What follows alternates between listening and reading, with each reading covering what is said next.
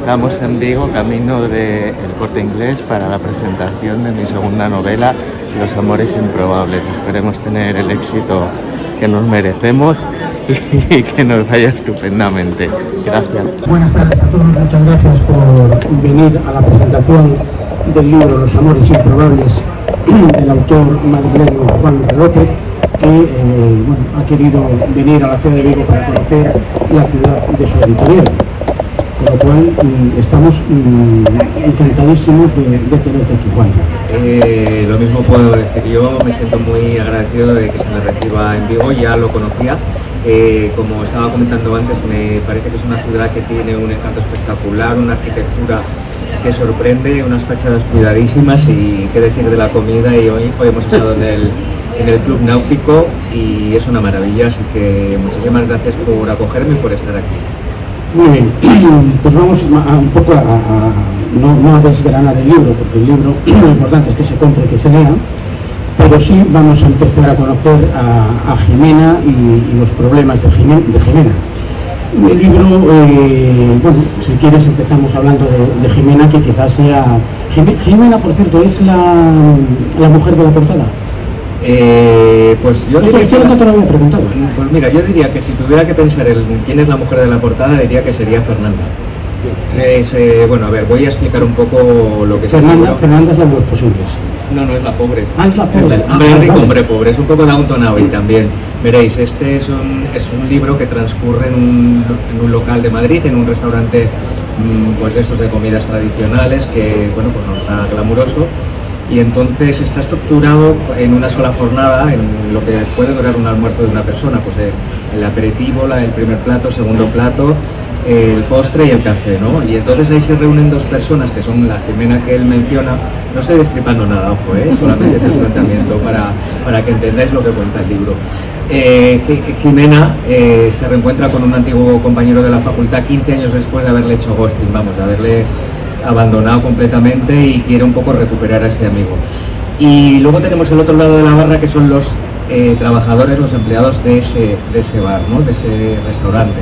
Y se van alternando, la estructura es, un capítulo es lo que esas dos personas hablan en ese encuentro de alta tensión, la verdad, y lo que el camarero principal de los otros capítulos es el camarero, lo que él cree que está pasando entre esas dos personas. Y claro, esas personas también pues echan la vista atrás y es casi un fresco de la España de los últimos 40 años, porque es una novela muy coral. Jimena, por cierto, es un poco como Tom Ripley, el personaje de las películas de Patricia Highsmith, porque en realidad es una impostora. Ella estudió periodismo y es banquera porque la enchufaron y la convirtieron en una jefa de zona de una gran entidad bancaria. Eso es el planteamiento. Luego ya, pues eso, cada uno tiene que leerlo y adentrarse en las páginas. Bueno, el otro día en la presentación en Madrid nos hablabas de que hay muchos muertos dentro del libro. Muchos. Sí, porque mira, yo soy nacido en Madrid, llevo casi toda la vida viviendo en Madrid, pero en realidad uno al final es de donde pasa su infancia y su adolescencia y de donde se cría, por así decirlo. Yo soy castellano-manchego y en Castilla-La Mancha hay casi como los mexicanos, pero desde una manera más trágica, cultura de la muerte. O sea, en las conversaciones cotidianas es más fácil que te cuenten cómo se murió una persona que cómo vivió. Se va mucho a los cementerios, se ritualiza mucho la muerte. Entonces, yo aquí, claro, las personas que, sobre todo los trabajadores del restaurante, pues echan la vista atrás y recuerdan a sus muertos, recuerdan a la gente y sobre todo cómo murió, las circunstancias duras en las que murió. Diré que no es nada lúgubre el libro, ojo, porque hay mucha muerte. Severino, que sí se lo ha leído, puede atestiguar que es un libro muy ágil de leer, muy fácil y no se queda uno con, madre mía, me está cayendo aquí sobre la espalda todos los males de la humanidad, todo lo contrario. La muerte está muy normalizada y es una manera pues también bonita de rendir tributo a las generaciones anteriores. Y luego tiene una componente social muy importante, sobre todo en lo que es en la vida de estas dos mujeres, pero también en lo que es la comunidad gay. Sí, mira, hay dos cosas. El papel de Fernanda, que es la mujer del camarero, es una asistenta que, bueno, pues no ha tenido otras oportunidades en la vida porque desgraciadamente pues el ascensor social no siempre funciona o funciona menos de lo que debería, y es una mujer que se casó con ese hombre pues porque le parecía el más conveniente para poder tener una vida digna, no por amor ni por nada, es un marido utilitario, por así decirlo. Y luego el componente gay es que, claro, el amigo de Jimena, Juan Villar, es un periodista gay, que es un poco el estereotipo de esas películas de comedias románticas de Jennifer Aniston de los 90, en las que la protagonista siempre tenía un amigo gay que les decía lo que tenía que ponerse, a qué sitios tenía que ir, cómo tenía que intentar conquistar al novio que no le hacía caso, y cuando el novio le hacía caso a la Jennifer Aniston en cuestión, a Sandra Bullock, pues ya no, el amigo gay desaparecía, ¿no? Entonces el planteamiento es eso, el amigo gay cuando no le sirve desaparece, y en esos 15 años esa mujer le ha pasado de todo y se ha convertido en una absoluta tirana, por otra parte.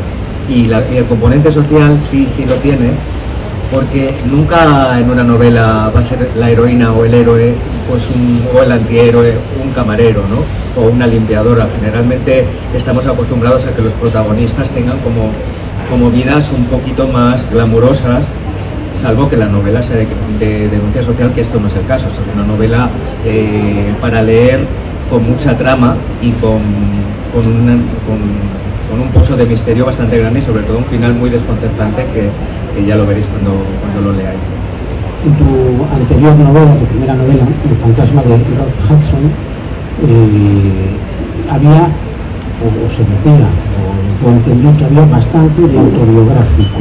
Sí. ¿Y en este libro Juan tenía algo que ver contigo? No. ¿El periodista? Es que claro, vamos a ver, yo no soy Tolkien y entonces a mí no se me va a ocurrir hacer El Señor de los Anillos porque no me siento capacitado. El otro día estaba en Broncano Isabel Allende, que a mí me parece una escritora que está infravalorada, porque me parece que escribe maravillosamente bien, y me sentí muy identificado en lo que dijo. Ella todos los años escribe su novela, la que empiece el mismo día del año, y nunca sabe lo que va a escribir. O sea, ella dice, yo es como una semilla que va brotando en mi interior, y cuando me empieza a doler la semilla, la tengo que expulsar y lo escribo, ¿no? Entonces yo, el primer libro, claro, tuve que acercarlo lo más posible a mí, porque era de lo que iba a saber poder escribir, ¿no? Lo más cercano. Pues el personaje era homosexual, tenía miedo al SIDA, porque yo pertenezco a una generación en la que no sabíamos lo que era el VIH ni cómo se contagiaba, era un estigma social, y quise, igual que aquí he querido un poco rendir tributo a una España que ya no existe, porque tenemos que estar muy orgullosos del país en el que nos hemos convertido, porque si miramos a los años 50 y 60, en España había muchas casas sin electricidad, un nivel de analfabetismo enorme. Entonces quería que eso no se olvidara. Pues de igual manera en la novela anterior quería que la gente no se olvide que hubo una pandemia que era el VIH, que afortunadamente hoy en día pues esa pandemia está muy controlada, primero porque hay medicación profiláctica que hace que ya no se contagie, y porque también hay tratamientos que cronifican la enfermedad y no se muere prácticamente nadie, ¿no? Pero las nuevas generaciones son absolutamente ignorantes de esa época tan oscura de la vida en la que las personas morían como chinches. ¿Y cómo pasas de esa novela con esa editorial a acabar en una editorial inglesa? Bueno, pues mira, lo voy a contar porque Hoy podemos contarlo. Sí. Mira, resulta que, bueno, ya sabéis que Jorge publicó la primera novela del marido de Thelma Ortiz, Robert Gavin Bonner, que me cuesta decir el nombre, y cuando yo me enteré que iba a publicar la novela, lo llamé a Jorge y le dije, oye Jorge, me atendió divinamente, yo esperaba un no por respuesta, o sea, que no me dijera nada, todo eso. Perdón, Juanra ni siquiera sabía quién era yo, ni yo quién era Juan. No.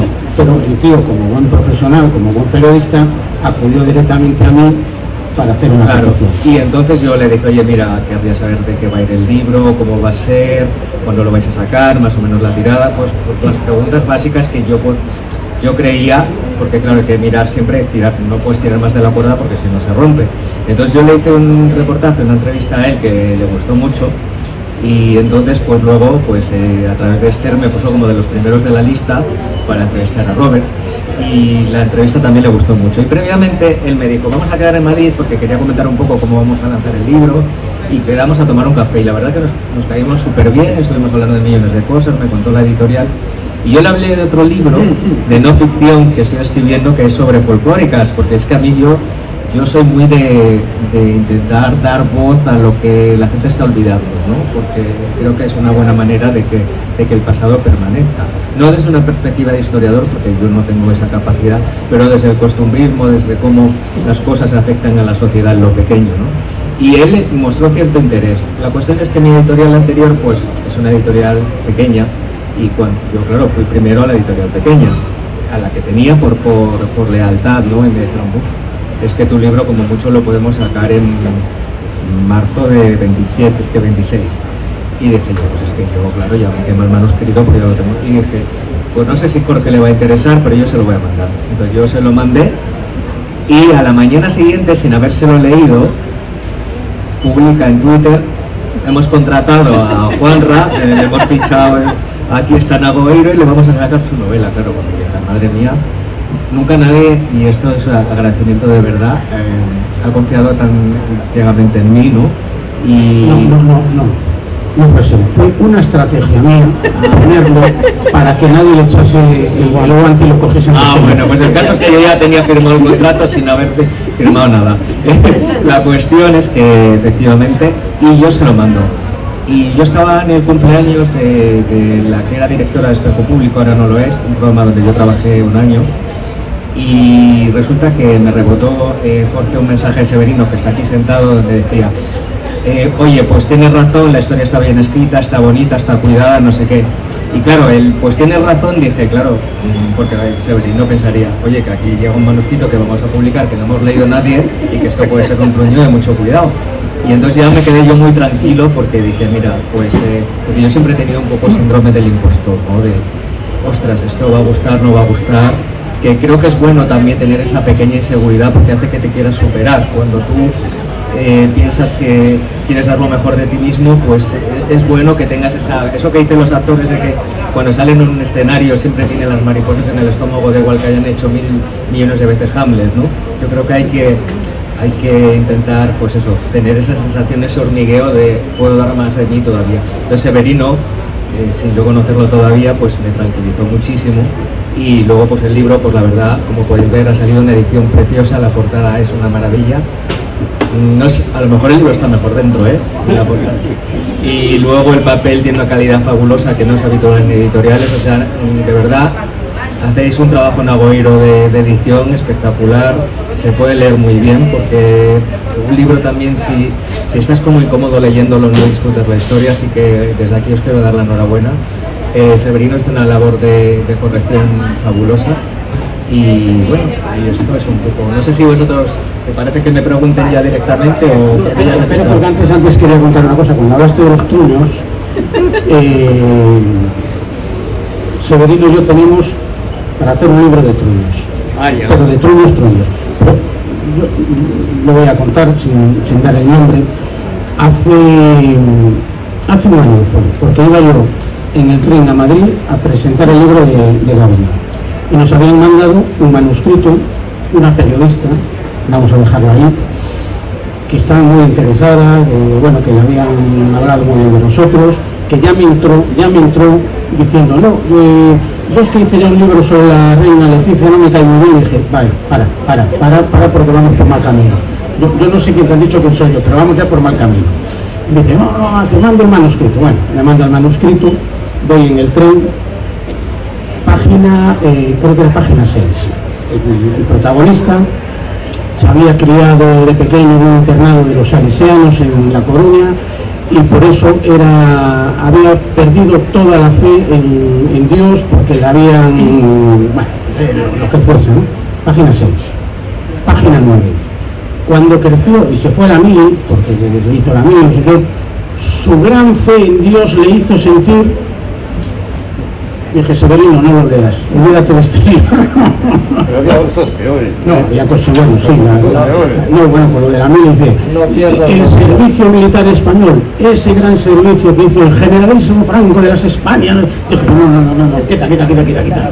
Pero bueno, de todos de esos tenemos por cierto, a propósito de la reina Leticia, yo le voy a volver a hacer la misma petición, presentación por presentación. A ver, Jorge me puso a 2 grados de separación de la reina Leticia, como ha quedado claro en lo que he explicado antes, por el marido de Ternopil. Yo quiero que este libro se lo haga llegar a la reina Leticia, que por cierto aparece aquí en el libro, aquí opinan. ¿Y quién te dice que ya no está en Zarzuela? Oye, pues mira, yo muy bien, que yo uno de mis metas en la vida es tomarme el té con la reina Leticia o lo que quiera, oye Antonio. Yo creo que ella no bebe alcohol, yo tampoco, o sea que podemos tomar un agua con gas cada uno. ¿Qué dosiesos? La cuestión es que bueno, que para mí es un honor estar aquí con este libro. Espero que la relación sea fructífera, que el libro funcione. Están saliendo muchos medios de comunicación, Tessa está haciendo un trabajo bárbaro y también te lo agradezco, porque un libro sin comunicación y sin presencia en medios no existe, o sea, es más difícil cuando en mi caso pues el autor no es muy conocido, o sea que estoy muy agradecido al apoyo. Y yo creo que este libro, yo como Paco Umbral he venido aquí a hablar de mi libro, tiene tantas capas y tiene tantos personajes y tantas situaciones que puede gustar a un público muy heterogéneo. Yo creo que particularmente las mujeres se van a sentir muy identificadas con los personajes, algunos puede que lo aborrezcan, pero creo que las mujeres son un público potencial muy importante. Y en cuanto, fíjate, si ya tuviéramos que pensar en la adaptación de la película, porque esto hay que pensar esto hay que, como los americanos que dicen think big, o sea, hay que pensar en grande, porque hay que pensar en 80 para conseguir 20, porque como piensas en 20 consigues 2. Bueno, pues es una pena porque esta señora, mi amigo decía que le hizo una foto, mi amigo que hizo la foto de la portada, Claudio Salvador, que es que a él le parecía que se había encontrado Lady Di por el templo de Devote en Madrid, porque dice, uy, mira, Lady Di que ha resucitado. Pero a mí, vista por detrás, me parece a Marisa Paredes, y si estuviera viva perfectamente encajaría con el físico de Fernanda, esa mujer limpiadora, sufridora, que la vida, por cierto, le pone luego en unos lugares que son muy sorprendentes. Entonces, no sé si él es el maestro de ceremonias y quiere daros paso. Sí, hombre, claro. Si alguien del público quiere preguntar, que no sea José Ramón, que siempre pregunta. No, hombre, si siempre pregunta no me va a hacer el feo. José Ramón, venga. Claro, sí. Me tengo que intentar la pregunta, porque tú tienes capacidad para eso y más. Lo que iba a preguntarte, y ya lo has respondido, era si veías que era un guión para una película. Porque,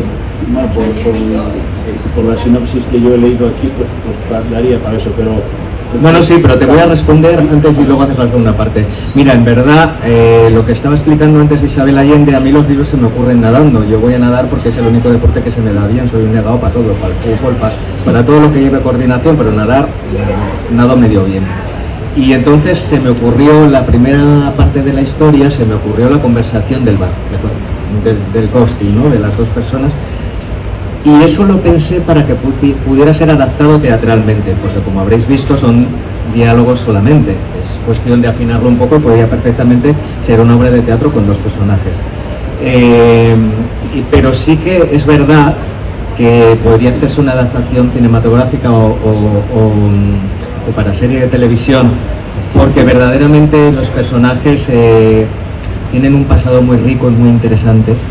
Que yo creo que le haría muy atractivo para la audiencia, porque yo me inspiré en dos películas en tres películas para hacer esta novela.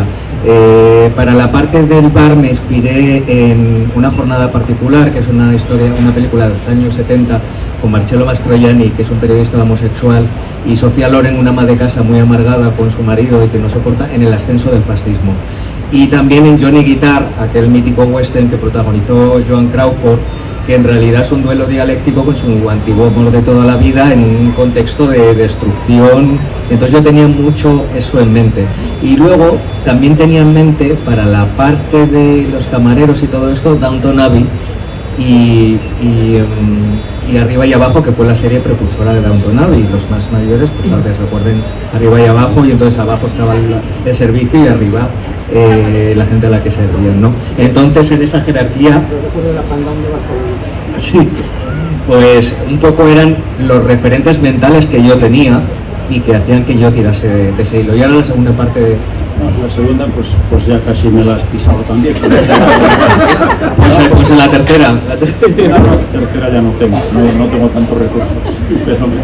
Pero sí, quería preguntarte si, para la trama de la novela, para el alma de la novela, si te habías basado, digamos que en experiencias de tu entorno, o personas conocidas, o bien narras digamos, las costumbres de la época en la que centras la novela? Mira, para las muertes de los personajes me he inspirado en las muertes de mis abuelos, por eso se las dedico a ellos. Porque en mi casa, como decía antes, yo conocí 2 abuelos y otros 2 no. Y a los 2 que no conocí sé más de cómo se murieron que cómo vivieron, porque fueron 2 muertes traumáticas y entonces, vamos, es que podría hacer, vamos, casi un cuadro de Antonio López, te lo podría pintar al detalle. Y yo creo que uno siempre bebe de lo que observa y de lo que vive. Creo que hay rasgos de personajes que están en cosas que he vivido. Desde luego hay situaciones que si no me las hubieran contado, yo siempre he sido muy conservador, pues no conservador, no, muy conversador también para algunas cosas, para otras no. Pero he sido muy conversador, vaya trabalenguas. Y yo recuerdo mucho las conversaciones con mis abuelos. Y me fijaba en pequeños detalles como por ejemplo que en el campo la gente comía en el mismo plato, en una especie de fuente. Todos esos detalles sí que son de vivencias vicarias, de cosas que me han contado y que han sido muy útiles. Y luego hay anécdotas reales, de personajes reales en la novela. Sale Susan Sarandon, sale Robert De Niro, sale Emma Thompson. Todas esas anécdotas son reales porque las he vivido yo como periodista. Y luego salen otros personajes pues que yo he conocido y que simplemente los he querido poner ahí porque quería como rendirles un poco de tributo. Estoy refiriéndome, por ejemplo, a la Chunga, que murió hace poco, la bailadora y pintora Naif. Estoy refiriéndome a Jesús Mariñas, a gente que de alguna manera han entrado por televisión en las vidas de todas las personas y que, bueno, pues los he querido convertir en personajes de novela. Y hasta Ani Gartiburu, que sale la mujer, y no la ha tratado mucho, pero eso no son anécdotas reales, simplemente los he querido utilizar y que aparecieran. Pues ahora, como se me ha ocurrido la tercera pregunta, esto al final parece un programa de Jesús Quintero, ¿sabes? Está muy bien. Con permiso de mis compañeros, pero después el micro. Sí, te lo permite, claro que sí. Como yo también soy nadador, yo todos los días voy a nadar, todos los días de mi vida, desde hace muchísimos años, casi tantos como tengo. ¿Cuántos capítulos has escrito nadando? Hombre, pues muchos, porque escúchame, bueno, es que además el problema es como me dé por pensar antes de irme a dormir, porque es que me quedo ahí enrollado en cómo voy a desenvolver esos personajes, porque claro, es que yo no escribo con brújula, pero por una cosa muy básica. Yo soy una persona muy nerviosa, hiperactivo. Entonces yo no tengo la paciencia. Yo tengo otro amigo escritor que es que se tira como 4 meses poniendo post-it en un corcho en la pared, y él sabe que en la página 43 va a decir uno, hasta luego, Mari Carmen, pero es que yo no sé lo que voy a poner. Entonces, claro, el primer borrador, bueno, yo es que me peleé mucho con él, porque es que no me encajaba la pieza por ningún lado, porque como ha contado él, pues el que se había muerto no sé dónde, luego de repente casi me parecía vivo. Y claro, entonces ese manuscrito tuvo que estar releído, reajustado, un 40% del libro, que eso está muy bien, lo tiré a la basura, porque claro, a mí se me van a ocurrir, en eso sí es cierto que es mi imaginación la que trabaja. Y creo que mi gran diferencia y mi gran salto cualitativo con este libro y con el anterior es que si en el primero había mucha parte biográfica, inspirada, ya sabes, y simulada, como el Mr. Potato, que para que no se note que eres tú le pones gafas y le pones pelo y es rubio y con ojos azules, pero luego eres tú otro que tiene la del cuarto, pues en este hay muchísimo de imaginación. Y en eso, como ya me siento, ya con 2 libros ya sí me siento escritor, para que nos vamos a engañar, ya sí me siento, porque ya estoy pensando en el tercero después de las folclóricas. Así que Jorge, ya te digo que igual tienes escritor para toda la vida, pero sí, no, porque quiero que sea una trilogía. Estoy pensando en un personaje de aquí que va a tener su vida propia. Entonces creo que bueno, igual que a hablar en público se aprende a hablar en público, a trabajar en un banco y a captar clientes se aprende captando clientes, pues también escribiendo uno afortunadamente va mejorando, va depurando su estilo. Lo hemos visto por poner, imaginaos, Pedro Almodóvar cuando empezó ya hacía cine underground y que tenía unos conocimientos muy rudimentarios del cine, y que la gracia era más el contenido que el continente, cómo consiguió al final de su etapa, para mí peor que la primera, que el continente fuera mucho más importante que el contenido, porque se convirtió en un virtuoso del cine, o sea, hace un cine con unas imágenes impresionantes. Y bueno, pues en ese camino estamos, intentar mejorar. Y ahora no sé si a alguien se le ocurre la cuarta.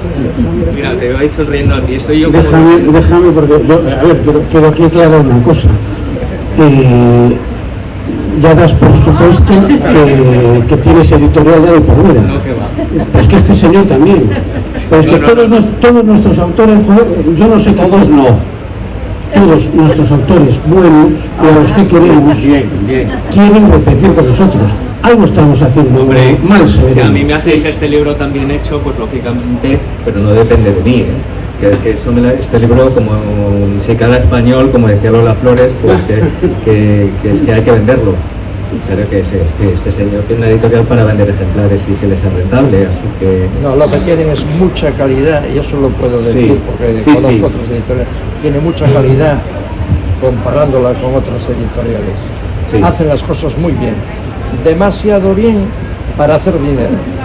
Claro, bueno, pues yo simplemente estoy agradecido con no sabemos qué va a pasar en el futuro, estoy bromeando, pero es que el trabajo es excepcional. Porque justamente hemos abierto antes un libro al azar, que no vamos a decir cuál es para no dejar quedar mal a nadie, y hemos comparado el gramaje del papel, el interlineado, y francamente no hay color, y es una editorial grande. O sea que de verdad en eso os doy la enhorabuena porque lo hacéis estupendamente. Y ahora, ¿quién quería preguntar? Mira, antes decías que vías el libro para una película. Sí. Yo realmente no lo veo como una película. ¿Lo ves para una serie por la cantidad de personas? Es que, vamos a ver, aunque se desarrolla todo en muy poco espacio de tiempo, temporal, ocurren excesivas cosas, aunque lentas, como para meterlas en 2 horas. No, tendría que ser una ¿Qué es lo que eliminas de ahí para adaptarlo a 2 horas? No, tendría que ser 8. Te voy a comentar un detalle curioso. Cuando Domingo Villar, el pobre Domingo Villar, muy querido aquí mismo en toda España, publicó su primera novela y fue llevada al cine, me dijo él, una venda más, dijo San Blas. Porque lo que los guionistas entienden para adaptar tu novela, esos detalles que dicen, esto lo podemos dejar fuera, esto lo podemos dejar fuera, es que eso a lo mejor es que lo que realmente da más fuerza a ese personaje cara a otra secuencia. Si eliminas eso, ¿cómo la otra secuencia te tiene fuerza? Entonces, o una de dos, o te hace 6 o 7 horas, o no la hagas. No, para película lo veo demasiado, o sea, tendrías que podarlo muchísimo, y porque es verdad que es que hay auténticas sagas familiares, o sea, muy esquemáticas, pero tú que lo has leído y lo sabes, que eso también es la riqueza, ¿no? Porque tú puedes seguir el hilo de un montón de personajes y que además luego todos confluyen y todos tienen un porqué, y ahí si aparecen al principio van a aparecer al final. Y eso era también un trabajo duro, por eso me peleaba tanto con el manuscrito, porque claro, digo, ¿cómo logro encajar todo esto? Porque claro, tú te pones lo que digo, en mi cabeza se pone y me salía un no sé quién, y un falangista, y un no sé qué, y una señora que iba con un hábito camelita toda su vida por el pueblo, y claro, luego tú cómo encajas todo eso. Bueno, pues el trabajo duro fue conseguirlo, y creo que lo conseguí de una manera bastante honrosa, la verdad. Así que gracias por el consejo, Severino. Es la sensación que me da, sobre todo porque date cuenta que hay personajes, el camarero es un personaje central durante toda la novela, realmente. Entonces, o bien hablando él, o bien vigilando él. Entonces, si él lo metes en la pantalla las 2 horas, ¿dónde están nosotros? No, 8 es decir, horas, 8 horas. O bien metes un personaje, un actor de esos que te coma toda la pantalla, con lo cual ya nosotros nos puedes mandar donde quieras.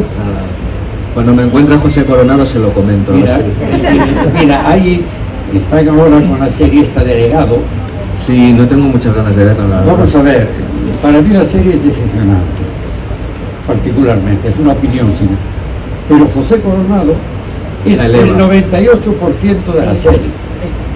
Es decir, si le quitas a José Coronado, a los 10 minutos te vas.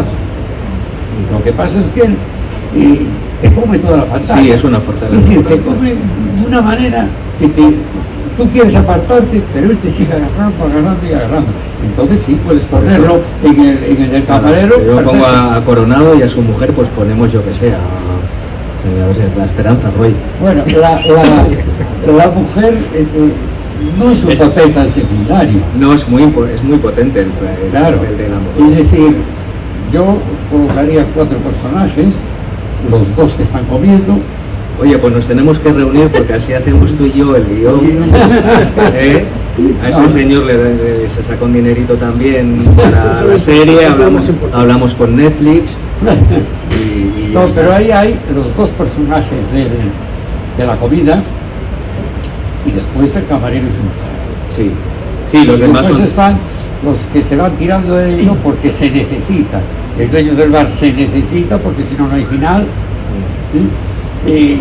Donde va a servir la mujer de él se necesita porque si no vuelve a morir el final, ¿sí?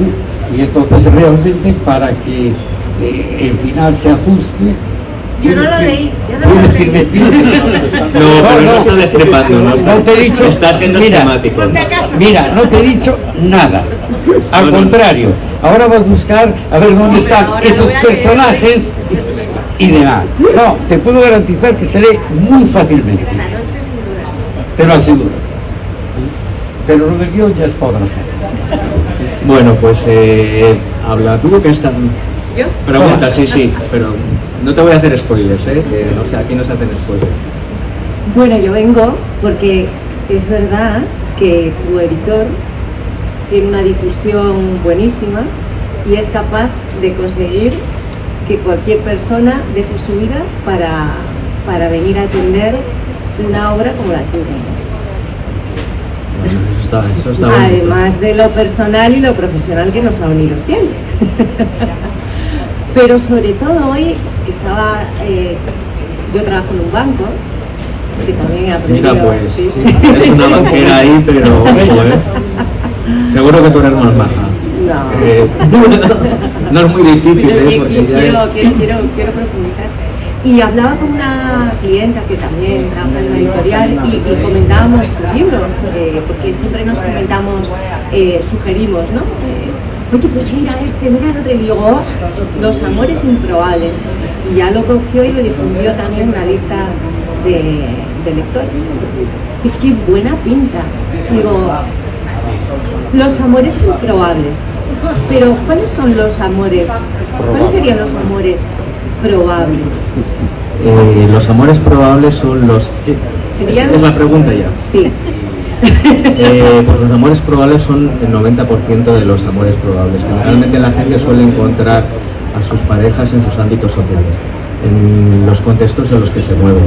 Es muy raro que tú encuentres una persona rica casada con una pobre o una persona muy fea casada con alguien muy guapo, etcétera. Siempre te mueves en unos círculos que son los habituales para ti, y es más fácil que tú, si tú trabajas, imagínate, tú trabajabas en banca, que no sé si estás casada, soltera o lo que sea, que me da igual.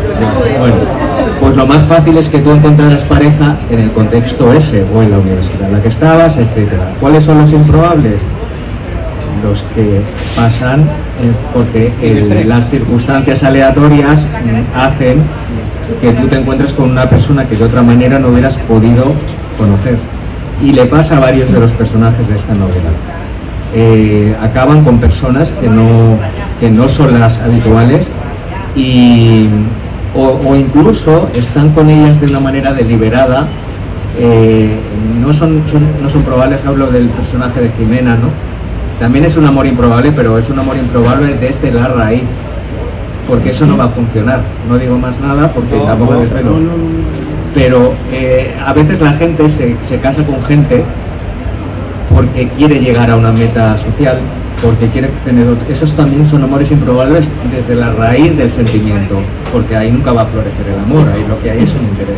Ese es el concepto, ese doble concepto que trato de transmitir en el libro, ¿no? Los amores que te van a aparecer de la manera más aleatoria y más menos convencional, y los amores calculados, que esos también son improbables porque es casi imposible que tú acabes queriendo a una persona con la que estás por interés. ¿Alguien más? Jorge, tú que has venido aquí a preguntar nada. Estoy tan tranquilo. Bueno, pues sí, que vamos a ir. Sí, no, pues nada, muchísimas gracias, por haber venido a verlo tú, sobre todo. Y nada, nos empezamos ya para el siguiente, que es dentro de... Para los 125 libros que tengo en la cabeza. No sé. Hay 3. No, yo este verano quiero. Tres en julio. Pero sepas, Londres, tenemos 3 presentaciones en julio. Junio. Oye, pues muchas gracias a todos, espero que os hayáis divertido, porque yo a veces tiemblo en las presentaciones de libros, porque he leído yo algunas más densas que yo creía que me moría en directo, así que espero que haya sido entretenido y que os leáis el libro y que os guste, que finalmente es el propósito de estar aquí. Gracias.